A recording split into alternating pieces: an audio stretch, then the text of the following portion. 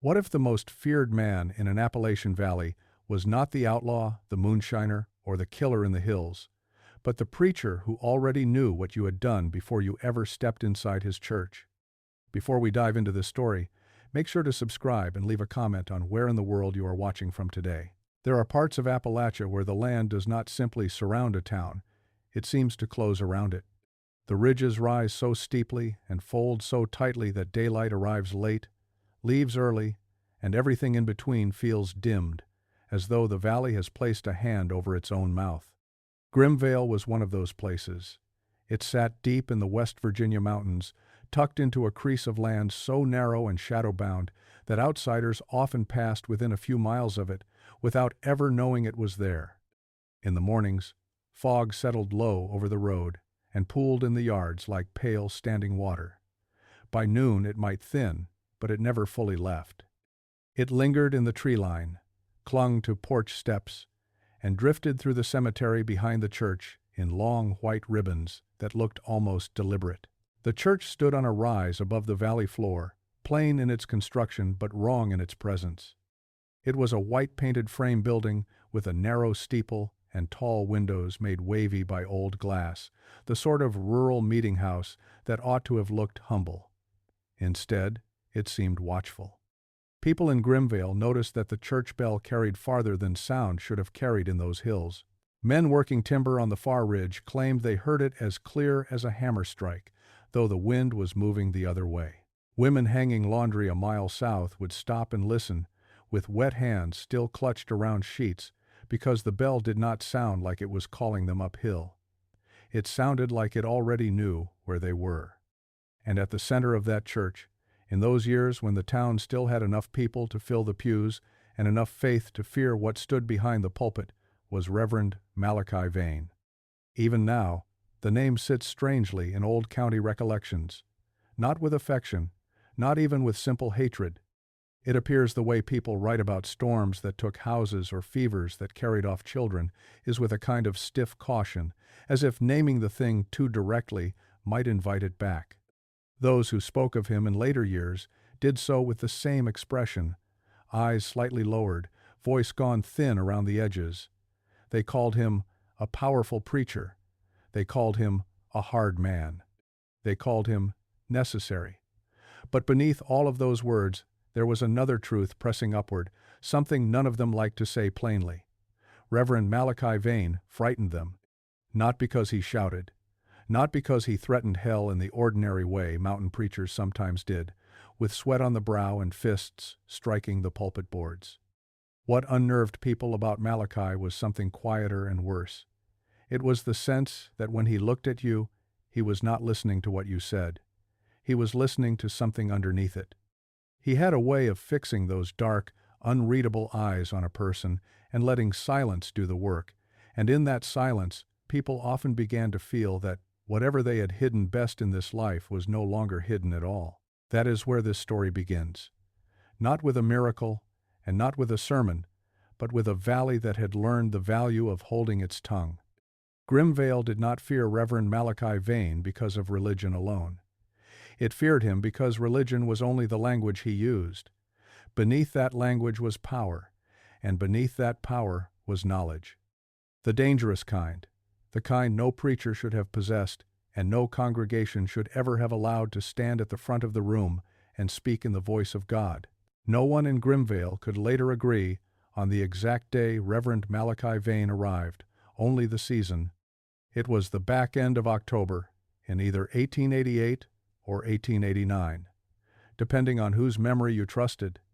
One of those Appalachian autumns when the trees along the ridges had already begun to lose their fire and the valley floor stayed damp from cold mist that never quite lifted. What everyone did agree on was the way he appeared. Not announced, not expected, and not accompanied by any proper letter of transfer from a recognized circuit. He simply came down the north road one afternoon on a dark mule with a satchel over one shoulder and a black coat buttoned high despite the climb, as if he had stepped out of some older and less forgiving century, and made no effort to hide it. He was taller than most men in the valley, though not broad. There was something spare about him, not frail but reduced to essentials, as though whatever softness life might once have given him had long since been burned away. His face was narrow and severe, the cheekbones high, the mouth thin and almost colorless, and his skin carried that particular pallor some men acquire after too many winters spent indoors with books, illness, or grief. His hair was black and combed straight back from a widow's peak that made his forehead seem larger than it was. But it was his eyes, people remembered. They were dark enough to appear black in most light, and they held the kind of stillness that makes a person immediately aware of their own movements. People said being looked at by Malachi Vane felt less like being seen than being measured. He carried almost nothing: one satchel of clothes, a shaving kit, a tin cup, and a Bible so thick with loose papers, folded scraps, stitched-in notes, and handwritten margins that it no longer closed properly. According to Arlen Pike, who helped stable the mule the night Vane arrived, the pages looked swollen, as if the book had been fed rather than read. There were slips of paper tucked so deep into the binding they seemed part of its anatomy. Some were covered in scripture. Others, Arlen later claimed, were filled with names, dates, and phrases written in a hand so tight and angular it looked carved instead of penned. When Arlen asked where the preacher had come from, Malachi looked at him only long enough to make the boy regret speaking and said, "Farther than this place remembers." That was the sort of answer he gave, not evasive in the ordinary way, but shaped to end a conversation while making the listener feel foolish for having begun it. Within 2 days, the old pastor who had been serving Grimvale's church on borrowed time, Reverend Amos Bell, suffered what the town doctor called a spell of the nerves and announced he was leaving for his sister's home in Charleston. He left so suddenly that he forgot his spectacles on the parlor table and never sent for them. The vacancy might have sat unfilled for months under normal circumstances. In mountain towns, such things often did.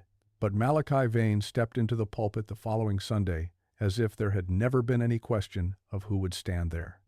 No formal vote was ever recorded. No denominational paperwork survives. There is only the testimony of those who were present that first morning, and their recollections are remarkably consistent in one regard. The room changed when he spoke. He did not raise his voice at first.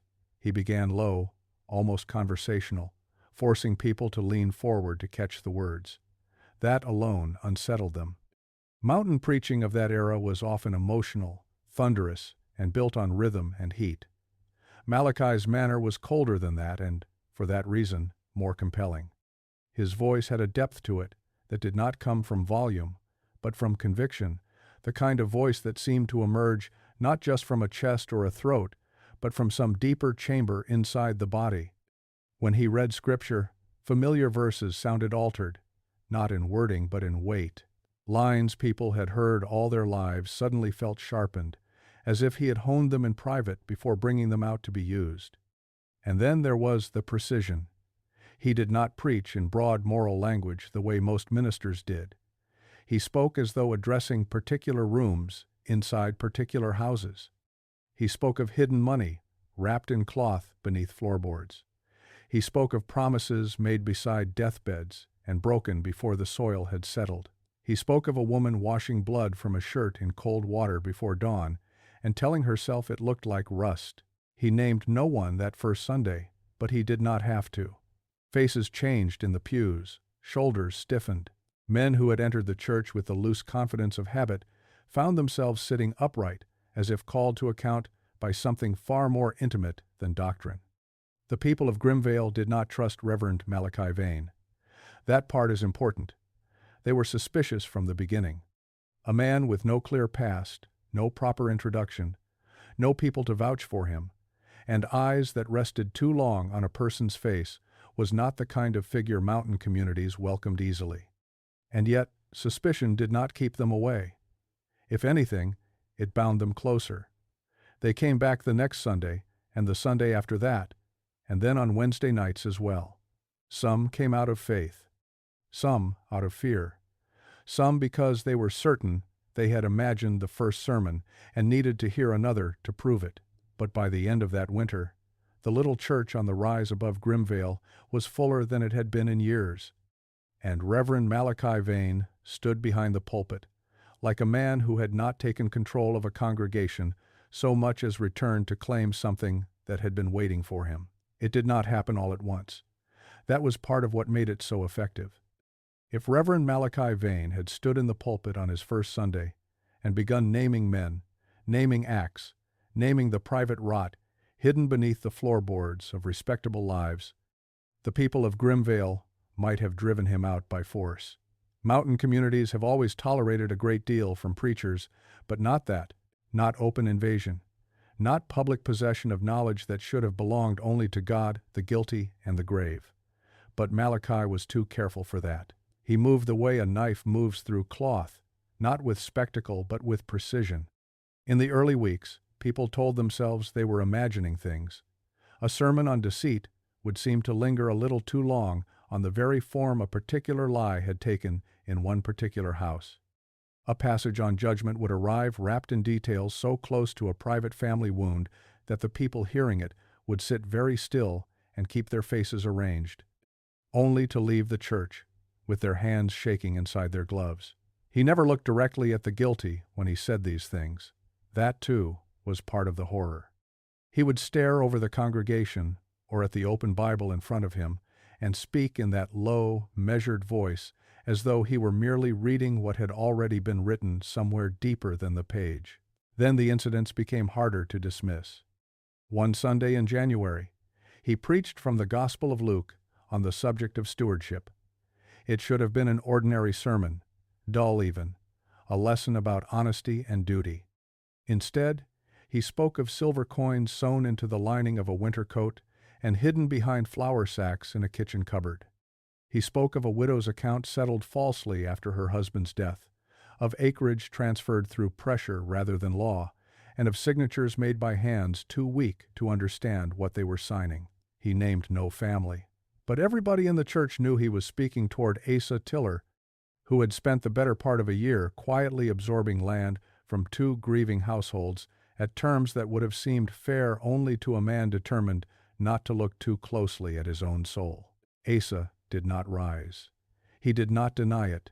He sat in the third pew with his neck gone red above the collar and his jaw locked hard enough to show the muscle jumping there. By Tuesday he had returned one parcel. By the end of the month he had returned the other. He told people the Lord had convicted him, but no one in Grimvale believed conviction alone had done that work. They believed fear had. After that, the atmosphere in the church changed. It had already been tense. Now it became watchful. People entered the sanctuary with the caution of men and women stepping into a room where they suspected they had been discussed in their absence. The pews still filled, perhaps even more than before, but the old habits of worship began to alter. Conversations in the yard before service grew thin. Laughter became rare. Husbands and wives sat a little farther apart. Mothers kept children closer. When Malachi mounted the pulpit steps and set that swollen Bible in front of him, a silence would come over the room so complete it felt less like respect than anticipation. And then he began to know things no one had told him. He preached on Cain and Abel and spoke, without naming her, of a sister who had let her younger brother take punishment for a theft she herself committed when they were children, and who had carried that small betrayal into adulthood until it poisoned every tenderness she tried to offer anyone. He preached on David and Uriah and spoke of a man who had not murdered his business partner outright, but had knowingly sent him into unstable timber on a storm-threatened slope, calculating that the mountain would do what his own hands did not have the courage to attempt. He preached once on Lazarus and the miracle of being called back and somehow folded into it a line about a child buried with the wrong family Bible because a mother had been too drunk with grief to recognize the name embossed on the cover. That woman fainted in the aisle before the final prayer. The services ended the same way more and more often. Not with hymn-singing warmth or quiet fellowship, but with the congregation spilling out into the pale mountain light, looking as though they had just endured examination rather than worship. Faces were blanched. Eyes stayed lowered. Some people wept in private. out behind the church where the graves leaned and the weeds grew high around the oldest stones. Some marched straight home and began setting things right, with a frantic, practical energy that made their families uneasy. Debts were repaid, letters burned, locked boxes opened, livestock sold to settle old obligations. One man walked 15 miles through sleet to confess an affair to a wife who had suspected it for years, but had never received the humiliation of hearing it said aloud. A woman who had not spoken to her sister in 11 years appeared on that sister's porch before dawn and begged forgiveness for a lie she had carried so long it had become part of her spine. Others went in the opposite direction. They stopped meeting Malachi's gaze altogether. They sat in the back pews and stared only at the floorboards. Some left before the final hymn. A few began skipping services, though never for long. It is important to understand that absence did not feel safer. In Grimvale, by then, people had begun to suspect that staying home would not protect a secret. If anything, it might mark a person more clearly. Malachi had cultivated that fear without ever stating it directly. He never said, "I know." He never pointed and accused. He did something worse. He preached as if every private sin in the valley had already passed across his desk, and he was merely deciding which file to open next. That was when people began using the phrase in whispers, not in the church itself, never there, but in kitchens, on porches, in the sawmill yard, and beside split-rail fences in the failing light. They began to say that confession was no longer voluntary in Grimvale. The old order had changed. Once, a person had been able to keep certain things buried so long as they could endure the weight of them alone. Now there was a man on the hill, with a Bible thick as a ledger, and a voice like dark water at the bottom of a well, and somehow he could reach into a life without being invited. That was the first true pattern the valley recognized.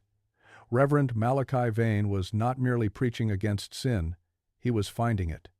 And the terrible thing, the thing that kept Grimvale filling those pews week after week, despite the dread in every chest, was that no one could tell whether he was discovering those hidden things by instinct, by rumor, by earthly cunning, or by some other method too intimate and too unnatural to name. The first family to truly break beneath Reverend Malachi Vane's attention was the Bellers.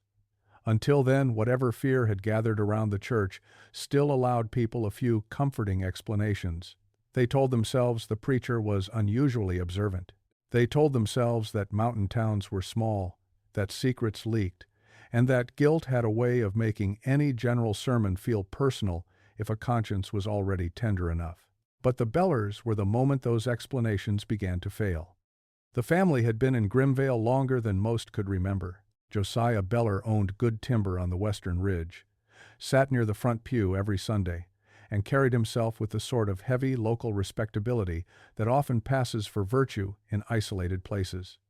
His wife, Elspeth, kept a spotless house and spoke little in public. Their eldest son handled the books for the timber operation, and their youngest daughter was already being spoken of as one of the best-read girls in the valley. They were not loved exactly, but they were established, and in places like Grimvale that often amounts to the same protection. The offense that drew Malachi's attention seemed almost laughably small at first. Josiah objected to a repair fund the preacher proposed for the church roof and said, in front of 2 elders and half the congregation after service, that a man with no past and no proper appointment ought not be so quick to place his hand in other people's pockets. It was the first openly disrespectful thing anyone had said to Malachi Vane since his arrival. The churchyard went still around them. Malachi did not answer in anger. He only inclined his head, folded his hands over that swollen Bible, and said in his low, almost thoughtful voice, "Then let every man in this valley be careful what he counts as his own." That should have been nothing, a reply, a line. But over the following weeks, the Bellers began to come apart in public, and not all at once, piece by piece, precision by precision. The first sermon that seemed aimed at them concerned inheritance. Malachi read from Proverbs, then spoke at unusual length about fathers who build their houses with crooked measurements and sons who are forced to live inside the angle of that dishonesty. He described timber marks altered in wet weather, acreage lines shifted by lantern light, and a widow pressured into signing away access to a spring that had watered her people's land for 30 years. He named no one. He did not have to. Men in the pews stared straight ahead, but every eye in the room knew where to turn once the service ended. By Wednesday, word had spread that old survey stakes on the Beller tract had been moved years earlier, and that half the West Ridge timber Josiah claimed might not have been his at all. Then came the sun. Malachi preached the next Sunday on rot, not moral rot in the broad abstract way preachers often use the word, but hidden decay inside sound-looking structures. He spoke of beams that appear solid until pressure is applied. He spoke of ledgers balanced by men who count on others being too tired or too trusting to look twice. Before the week was over, it emerged that Caleb Beller had been altering weights and figures in the timber books, shaving profit from laborers already paid too little, and blaming shortfalls on bad weather and difficult hauling. 2 men who had kept silent for months suddenly demanded repayment. One of them said later that he had not planned to speak until Malachi's sermon made him feel as though the whole church already knew. By then, Elspeth Beller had stopped attending Wednesday prayer. Some said she was ill, some said she could not bear the stairs. But the final blow did not land on a ledger or a land dispute. It landed inside the house itself. Malachi preached one cold morning on blood that cries out from the ground, and though he never raised his voice, people left pale and unsteady. That afternoon, Elspeth's sister came riding in from a neighboring hollow, and, before dusk, half the valley knew what had been hidden for 12 years. Josiah's younger brother had not died by mischance after all. The fall from the logging slope that had been called God's will and mountain hazard had followed a violent quarrel over ownership, debt, and a woman both brothers had once courted. No court case followed. No body was exhumed. None of that was necessary. The accusation alone was enough. In Grimvale, once a secret surfaced in the open air, it did not need proof the way cities require proof. It only needed shape, timing, and the terrible sense that Malachi had already seen it long before anyone dared to say it. The Bellers did not collapse in one theatrical ruin. That would have been easier to understand. They simply began to disintegrate. Caleb left first, heading west with money no one believed was fully his. The daughter was sent to relatives in another county. Elspeth retreated into a thin, gray silence that made people lower their voices when they spoke of her. Josiah kept attending church for 3 more Sundays, each time looking smaller, as though some inward architecture had failed and the body had not yet caught up. Then he stopped coming altogether. By spring, the house on the West Ridge stood shuttered. What Grimvale learned from the Bellers was worse than the knowledge that Reverend Malachi Vane could condemn wrongdoing. Plenty of preachers had done that. What made the valley afraid was the way wrongdoing seemed to ripen under his gaze. Secrets did not merely get exposed around him. They surfaced, spread, and spoiled everything they touched. It was as though he did not drag sin into the light by force. He made it unable to remain buried. And once it rose, it did not stop at the guilty. It broke wives, sons, property, memory, and whatever fragile peace a family had built over years of mutual silence. That was the first true glimpse Grimvale received of what kind of authority stood behind that pulpit. Malachi Vane did not just preach against darkness. He seemed to call it upward until the people holding it could no longer survive its weight. By the time spring came to Grimvale, people had stopped asking whether Reverend Malachi Vane was dangerous and had begun asking a quieter, more practical question. What exactly had come with him? The answer, or at least the first shape of one, seemed to rise not from the pulpit, but from beneath it. The sounds began in April. At first, only a handful of people heard them, those who lived close enough to the church hill for nighttime stillness to carry what daylight would have smothered. A widow named Ada Creel, whose cabin stood across the narrow burial ground, told her sister she had been woken 3 nights in a row by a low, dragging noise beneath the chapel floor, as if something heavy were being pulled slowly from one end of the sanctuary to the other. Not footsteps, not rats, not the harmless settling groans of old timber cooling after sunset. This was steadier than that, more deliberate, and always at nearly the same hour, sometime after midnight when the valley had gone so quiet that even a loose shutter seemed loud. Others heard it too. Ezra Mott, who dug graves when called upon and mended fences the rest of the year, claimed the sound reminded him of a wooden crate being shoved across packed earth. Thomas Rill, a carpenter with a ruined thumb and a habit of dismissing everything supernatural on principle, spent one whole evening sitting on the church steps with a lantern and his back against the door, determined to prove the stories foolish. He lasted until 1:13 in the morning. Then he came down the hill, pale and sweating despite the cold, and said only that the noise had begun directly under him, moved in a straight line to the pulpit, and stopped there, as though whatever made it had reached its destination. That alone would have been enough to sour a town's sleep, but a week later, Thomas Rill found something under the chapel that shifted the story from rumor into structure. He had been sent to inspect the warped floorboards near the altar rail, where several planks had started lifting at the edges, for no clear reason. The church was not old enough, people believed, to justify that kind of movement. It had been built, according to the accepted telling, sometime in the 1860s, by local hands on timber hauled from the lower ridge, simple, practical. Nothing unusual beneath it except stone piers and damp mountain dirt. But when Thomas pried up two boards near the front pews, he discovered not an open crawl space but fitted stone. Flat, old, carefully laid stone running beneath the newer wood in a pattern no ordinary foundation required. He widened the opening.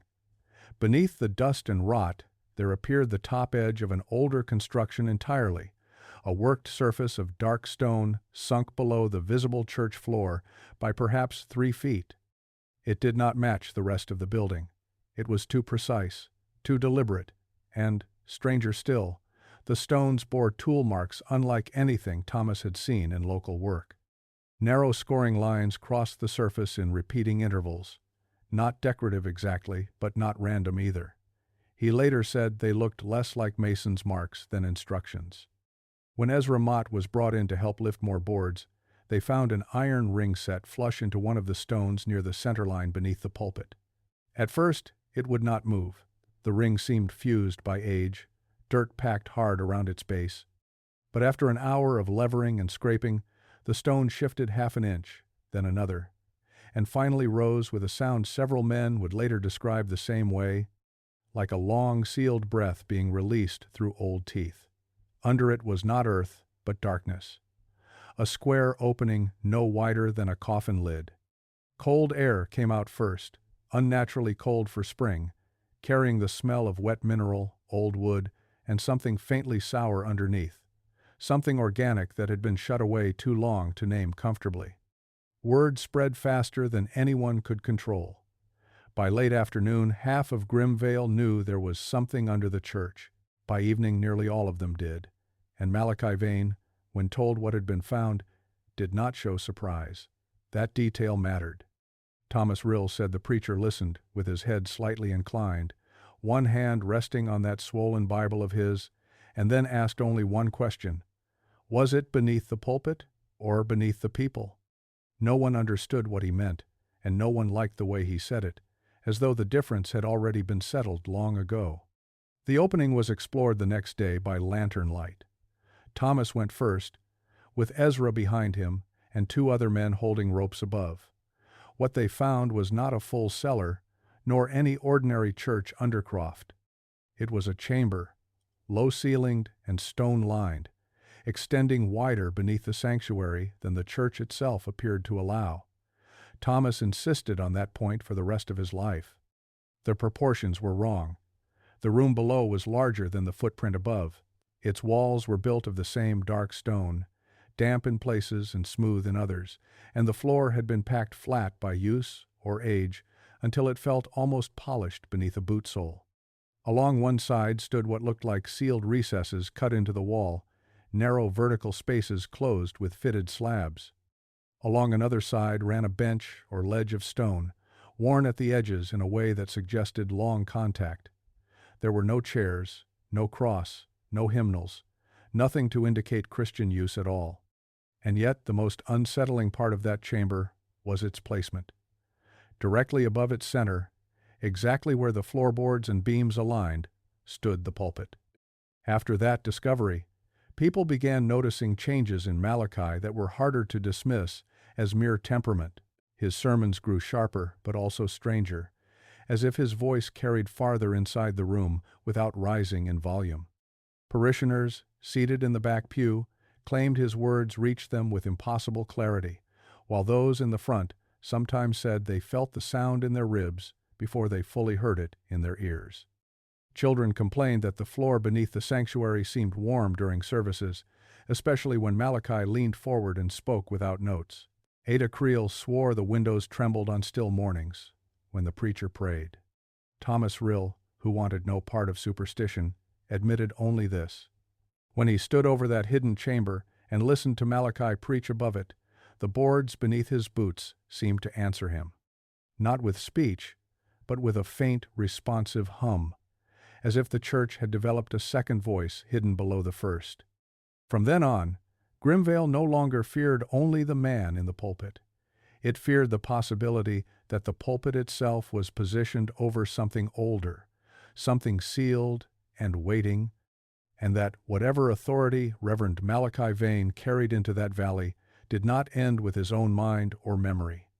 It was being fed back to him through timber and stone, amplified, returned stronger. The church on the hill was no longer just a church. It had become a mouth, and beneath it was the dark throat from which the sound was rising. After the chamber beneath the church was opened, something in Grimvale shifted so quietly that people did not at first understand they were already inside it. The fear remained, certainly, but it changed texture. Before, Reverend Malachi Vane had frightened them the way a hard winter or a bad fever might frighten them, as an affliction to be endured and discussed in lowered voices. Now he frightened them in a way that became tangled with need. That was the more dangerous transformation. Fear, by itself, still allows distance. Need does not. People began speaking of leaving, not dramatically, not with packed wagons and farewell embraces, but in the cautious language of possibility. A man would mention cousins near the Ohio line. A widow would say she had kin farther south who had offered a room. A young couple would be overheard, wondering aloud whether there might be steadier work in a mill town beyond the mountains. Under ordinary circumstances, mountain talk like that often means very little. Most people dream of leaving harder than they actually leave.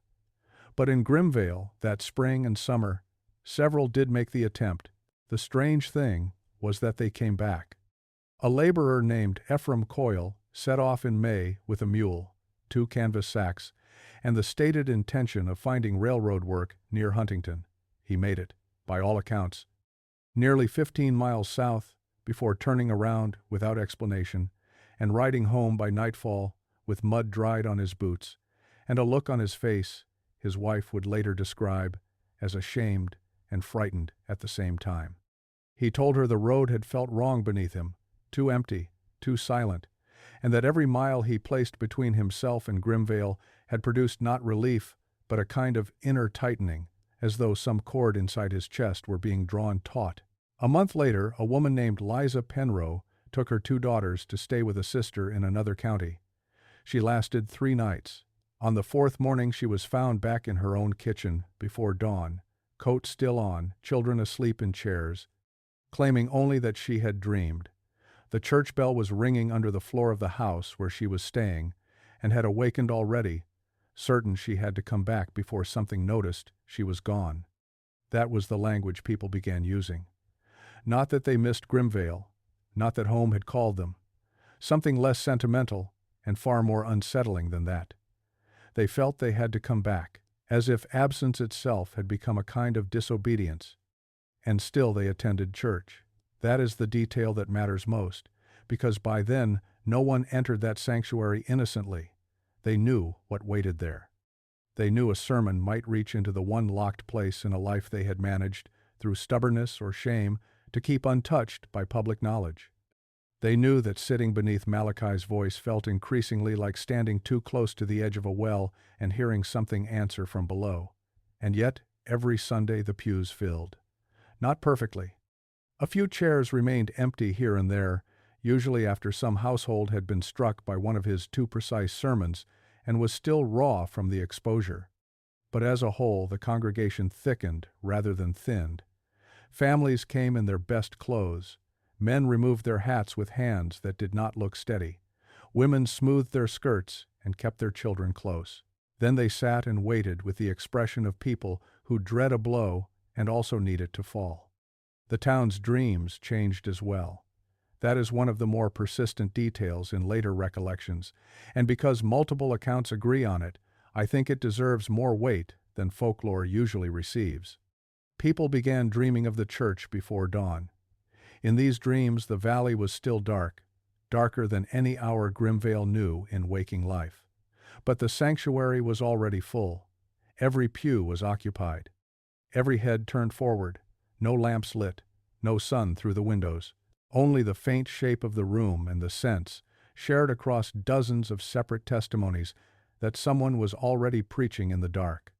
The voice was always Malachi's, or nearly his, though some said it sounded deeper there, less human and more resonant, as though the words were traveling up through floorboards and bodies alike before reaching the ear. In the dream, no one entered the church. They were simply already there, seated and listening, as if they had been assembled without needing to remember the journey. People woke from those dreams cold, shaken, and unable to explain why the fear they felt had been accompanied by something perilously close to longing. That was the point at which Grimvale stopped behaving like an ordinary congregation. A congregation implies choice, however imperfect, faith, habit, community, obligation. But what settled over the valley in those months felt less chosen than arranged. Men who had once skipped services to hunt or trade now found themselves on the church road every Sunday, with no clear memory of deciding to go. Women who privately swore they would not sit under Malachi's voice again were back in the same pew the following week, hands clenched around damp handkerchiefs, faces pale with resignation. Children began repeating sermon phrases in their sleep. The church bell, even when silent, seemed to linger in the bones of the place. If you had looked at Grimvale from a distance then, from one of the higher ridges beyond the timberline, you might have mistaken it for devotion. A whole valley orienting itself around worship. But that would have been the wrong reading. What was happening in Grimvale was slower and stranger than devotion. The people were not merely gathering, they were being gathered. Little by little, week by week, dream by dream, sermon by sermon, the town had begun to move with the subtle, obedient rhythm of something being drawn inward by a force it feared too much to resist and needed too much to flee. The first person in Grimvale to move beyond fear and into something closer to investigation was a widow named Lenora Pike. She was 47 years old in the summer of 1890, though hardship had a way of putting extra years on mountain faces, and at a glance most guessed her older. Her husband, Abram Pike, had died beneath a wagon axle 3 winters earlier when the road iced over on the south descent and a timber cart rolled wrong. Since then, she had lived alone in a narrow plank house just east of the church hill, taking in mending, keeping 2 milk goats, and reading by lamplight long after most windows in the valley had gone dark. Lenora was not soft in the manner people often expect widows to be. Grief had not hollowed her into meekness. It had sharpened her. She listened carefully, spoke only when she had something worth saying, and possessed the sort of practical intelligence that makes superstition uncomfortable because it prefers evidence. That was why people noticed when Lenora Pike stopped dismissing what others whispered. Her house sat close enough to the church that on still nights she could hear the loose chain on the front bell sway when the wind came down from the ridge. In late July, she began waking a little after midnight to a second sound, lower and stranger, a murmur of voices carrying from the sanctuary when no service had been called and no lamp should have been lit.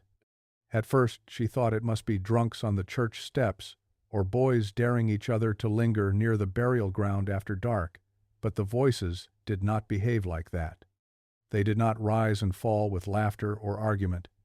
They moved in a measured rhythm, one voice speaking, others answering too softly to separate. Not hymn singing, not conversation, something more formal than either and, for that reason, more troubling. On the third night she put on her boots, wrapped a shawl tight over her shoulders, and stepped out into the yard with her lamp turned low. The valley was fogged half-white, the kind of wet mountain dark that flattens distance and makes familiar paths feel rearranged. From the church windows she could see a dull amber glow moving across the walls inside, not steady like a lamp left on a table, but shifting, passing, pausing, then crossing again as if someone were walking slowly beneath raised light. Lenora stood by her fence for several minutes, watching that glow drift from one long window to the next. She later said what unsettled her most was not that there was light in the church, but the way it seemed to stay too low, as though whoever carried it was not standing in the sanctuary proper, but below it. The next evening she waited, and the next. Soon she had a pattern. The light appeared only on nights when no gathering had been announced. The voices began after midnight, and lasted, by her best estimate, a little under an hour. And always, at some point during that hour, Reverend Malachi Vane emerged from the church alone. The first time she saw him clearly, he did not come out the front door. He appeared around the side of the building from the cemetery path, though Lenora would have sworn there had been no sound of hinges or footsteps on the porch boards. He stood for a moment with his head bowed, as if listening to something just behind him, then turned slightly and spoke into the darkness at his shoulder. That detail lived in her mind the rest of her life. He was speaking as plainly as a man speaks to a companion walking beside him, not praying, not muttering to himself, answering, pausing, listening, then replying again in that low, inward voice of his. Lenora could not make out the words from where she stood, only the cadence. But she knew, with the kind of certainty that arrives before reason has time to object, that there was no second person there. The following Sunday, she watched him from the third pew on the women's side and noticed things she had somehow allowed herself not to notice before. When Malachi laid his hand on the pulpit, the boards beneath him seemed to give a faint tremor, so slight no one looking casually would mark it. When he paused between passages, he sometimes tilted his head, not toward the congregation, but fractionally downward, as if receiving correction from some lower source before continuing. And once, in the middle of a sermon on judgment, Lenora saw his eyes shift toward the floorboards beneath the pulpit and soften with something that looked disturbingly like deference. That was the moment the story changed for her. Until then, Grimvale had been living inside rumors, within the vague and paralyzing territory where fear is strong enough to control behavior but not yet sharp enough to direct action. Lenora Pike gave that fear a direction. She began keeping notes in a school copybook left over from her youngest son's brief years of lessons before fever took him. Dates, times, weather, the hour the voices began. The nights the lantern light moved, which sermons followed those nights, and whom they seemed to expose. She marked the names of those who tried to leave and returned. She drew a rough floor plan of the church as she understood it, and sketched where the hidden chamber lay beneath. She did not yet know what she was building toward. Only that whatever was happening in Grimvale had crossed the line between spiritual dread and something more physical, more organized, and somehow more intimate than haunting. Through Lenora's eyes, the church on the hill ceased to be merely a place where terrible sermons were preached. It became a site of activity, a structure with habits, a building keeping appointments after midnight. And at the center of those appointments was Reverend Malachi Vane, speaking into darkness as if darkness had finally learned how to answer back. Lenora Pike found the ledger on an afternoon so wet and gray the whole valley seemed made of paper left too long in water. She had gone to the church not for answers at first, but for access. The old records were kept in a narrow side room behind the vestry, a place most of Grimvale treated with the same indifference people reserve for attic trunks and family Bibles too damaged to read. Malachi rarely locked it. Perhaps he believed no one would dare look. Perhaps he believed it would not matter if they did. By then, Lenora had stopped assuming his confidence came from arrogance alone. It seemed to come from the kind of certainty a man possesses when he knows he is standing inside a pattern older than any one witness. The room smelled of damp cloth, candle soot, and old leather. Shelves sagged under baptismal lists, tithe books, burial records, account pages for lamp oil and stove coal, and all the ordinary paperwork by which institutions disguise themselves as harmless. Lenora searched for anything connected to the church's construction, anything that might explain the hidden chamber beneath the sanctuary. What she found instead was worse. It was a funeral ledger, bound in cracked brown leather and shoved behind a stack of newer registers, as if someone had wanted it preserved but not consulted. At first glance it seemed unremarkable enough. Names, dates, ages. Causes of death written in the blunt, practical terms of the mountains. Fever, childbed, drowning, fall from the wagon. But midway through the entries, Lenora noticed a pattern. Every few years, usually in late autumn or early spring, one burial would be marked differently. No cause given, no family listed, no scripture notation. Just a name, sometimes incomplete, followed by 3 words written in a different hand than the rest. Return to the hill. She turned pages more quickly. The phrase appeared again and again across decades. Then she found the former minister. His name was recorded as Reverend Silas Vale, serving Grimvale in the 1840s, though the surname had been corrected twice in the margin, once to Vale and once back again, as if even the man's name resisted staying fixed. There were references to sermons no one now living remembered. There were notes in a clerk's hand about unusual attendance, about prayer meetings continuing after midnight, and about members speaking under influence not their own. And beside one entry describing a revival in March of 1847, Lenora found a line that chilled her so completely she later copied it word for word into her own notebook, just to prove she had not imagined it. The Reverend speaks low now, but all hear him as though beneath their feet. Beneath their feet. It was the same detail people now whispered about Malachi Vane, the same strange quality to the voice, the sense that it rose through floorboards and pew legs before ever entering the ear. Lenora kept reading. In a margin beside a burial notation from 1851, someone had written, "He says the hill remembers what we tell it." Another, dated 6 years later, referred to the new preacher, using the old phrases again, though by then the name in the pulpit had changed. Not Silas Vale, another man entirely. Reverend Obed Marr. The entry continued in abbreviated clerk's script, difficult to read in places where damp had spread the ink, but the meaning was plain enough. People feared him too. They feared the same precision, the same private knowledge entering sermons, the same language of being gathered, examined, and preserved. That was the moment Lenora understood the full shape of the thing, or at least enough of it to lose any remaining comfort she had taken from the idea that Malachi himself was the source. He was not the first. He might not even have been unique.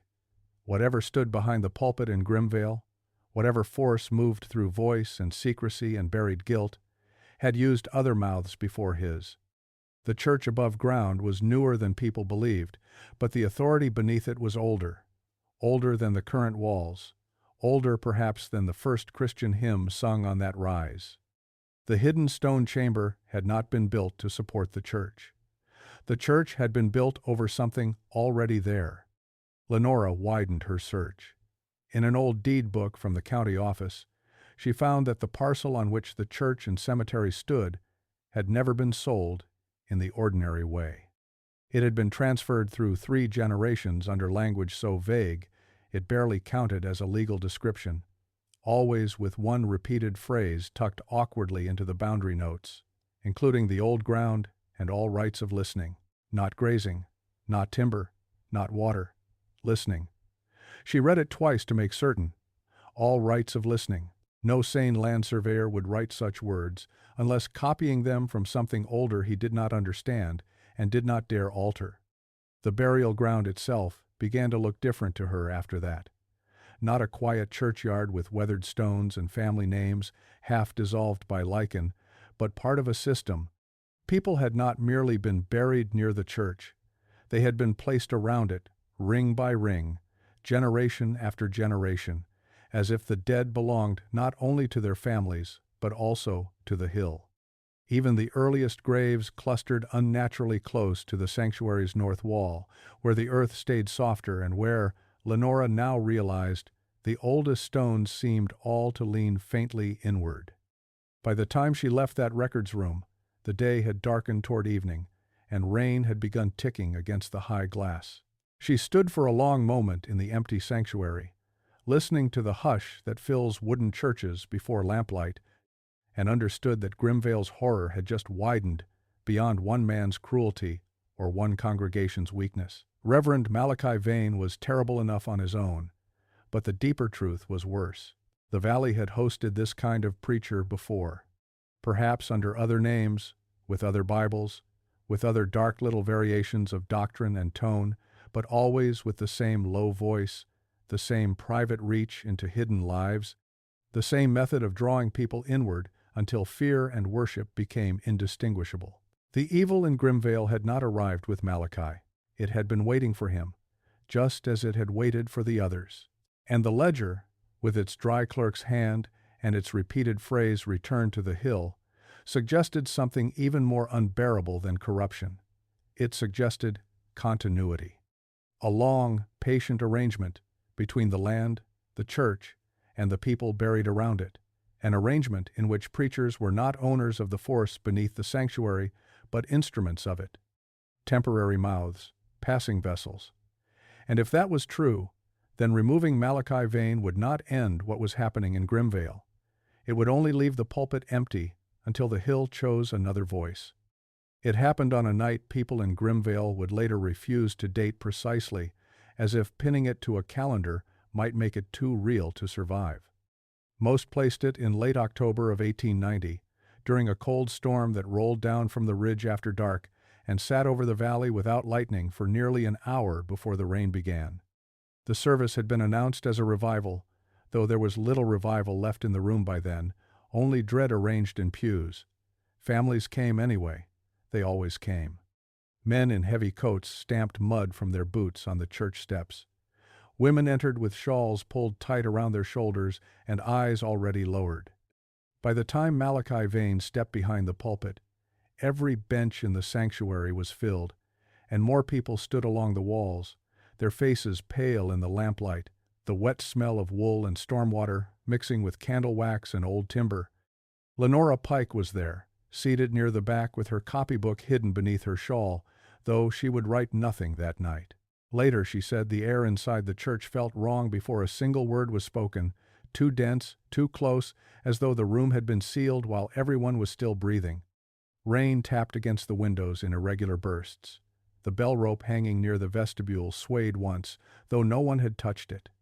And beneath the floor, so faint she first mistook it for her own pulse, there was a vibration. Not movement exactly, not yet. More like anticipation. Malachi did not open his Bible immediately. That was unusual enough that people noticed. He stood with both hands resting on the pulpit and looked out over the congregation in complete silence. Not the performative pause of a practiced preacher-building drama. Something longer, stranger. His eyes moved slowly across the room, not skipping anyone, not hurrying, and as he did, that faint vibration beneath the floorboards seemed to gather itself. One child started crying before he spoke a single word.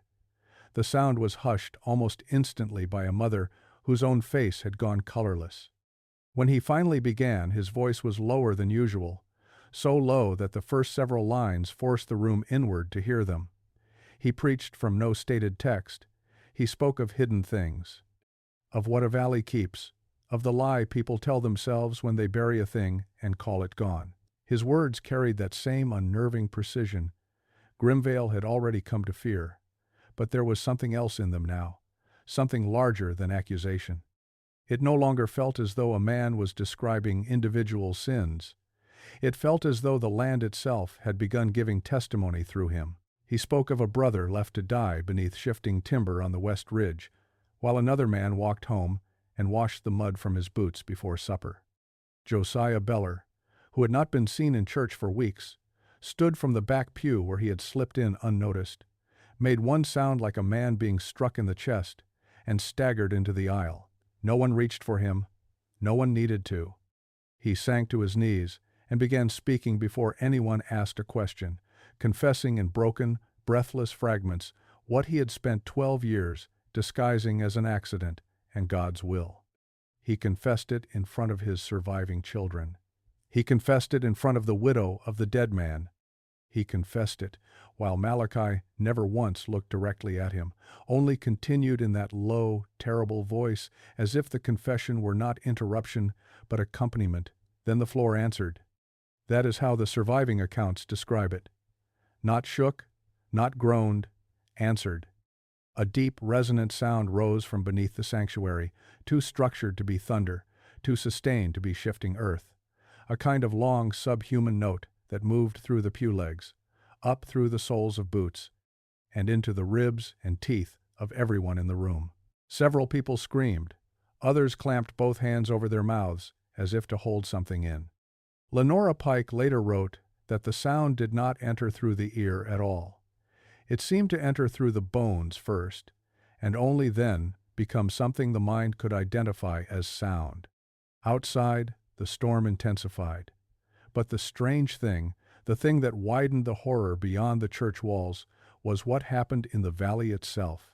Families too frightened to attend that night heard him as clearly as those in the sanctuary.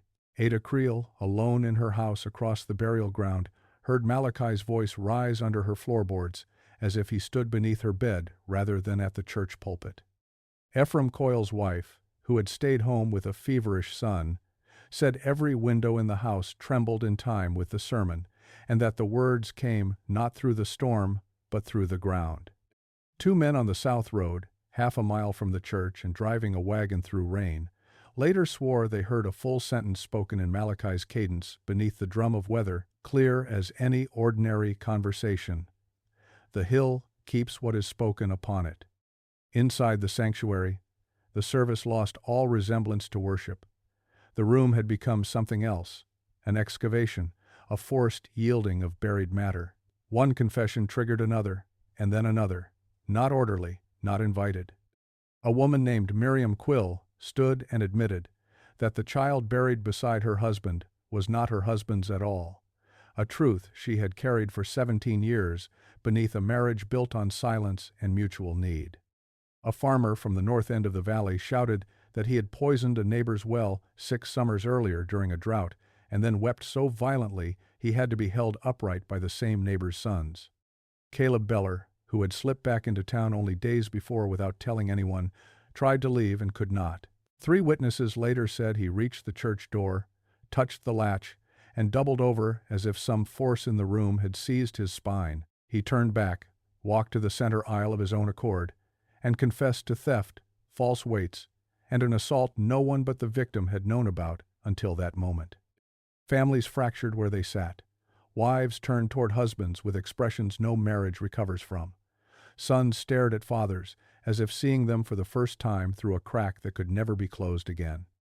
People who had entered that stormy service, afraid of exposure, left understanding something far worse. Exposure was not the preacher's goal. Revelation was simply the byproduct of a deeper process. Whatever moved beneath the church did not care about morality in the ordinary Christian sense. It cared about hiddenness itself. It wanted what was sealed. It wanted what had been kept down. Malachi was not wielding truth like a minister. He was opening pressure inside people until what lay buried came to the surface and shattered them from within. At some point in the chaos, Lenora looked toward the pulpit and saw the thing that haunted her more than any confession that night. Malachi had not changed expression once. He was not triumphant, not enraged, not even especially animated. He looked almost attentive, as a man might look while listening to a voice just behind the one he himself was using.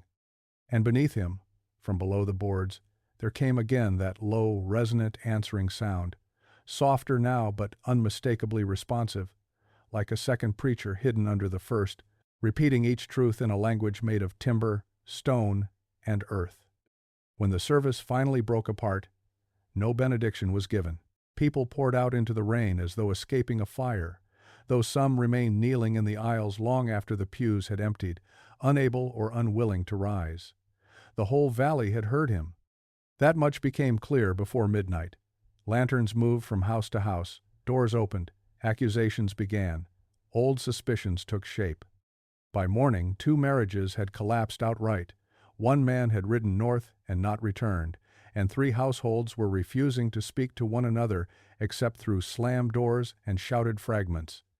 That was the night Grimvale understood, finally, and without defense, that Reverend Malachi Vane's authority was not charisma, not rumor, not even exceptional insight into the guilty conscience. It was older than his body and deeper than his voice. It belonged to the hill, to the chamber under the sanctuary, and to the graves ringed around the church like listening stones. Malachi did not merely stand over that force. He stood where it could rise through him, and once the whole valley heard it for itself, there was no longer any comfort in pretending they were dealing with only a man. That is why Reverend Malachi Vane was too dark for the history books. Not because he was simply a cruel preacher, and not because Grimvale was the only Appalachian Valley to produce a man who mistook authority for holiness. History has room for cruel men. It has room for corrupt pastors, failed revivals, broken congregations, and all the ordinary ugliness human beings are capable of when power settles in the wrong hands.